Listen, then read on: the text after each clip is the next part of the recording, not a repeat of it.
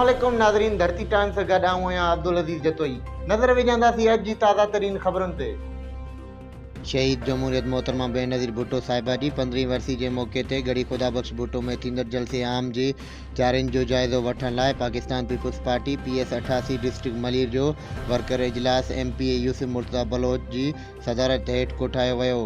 इजलास में general secretary Salim Memon Murtaza यार मोहम्मद बलोच अली मोहम्मद मेमून समेत तंज़ीमी उहदेदारनि वर्करनि वॾे तादाद में शिरकत कई। इजलास के मौके ते ॻाल्हाईंदे MPA यूसुफ मुर्तज़ा बलोच चयो त मलीर में हज़ारे माण्हुनि जा काफ़िला पंहिंजे क़ाइद जी वरसी के मौके ते खेनि ख़िराज तहसीन पेश करण लाइ रवाना थींदा। जलसे में शिरकत लाइ समूरियूं तैयारियूं पूर्ण मुकम्मल कयूं वयूं। शहीद रानी जान जो नज़रानो ॾेई मुल्क में जमहूरियत के बहाल कयो आहे। हिन वक़्त बि मुल्क के बचाइण लाइ पाकिस्तान पीपुल्स पार्टी जा कारकुन ऐं पंहिंजे नौजवान क़ाइद बिलावल भुट्टो ज़रदारी जी क़यादत में मुतहद ऐं मुनज़्ज़िम आहिनि।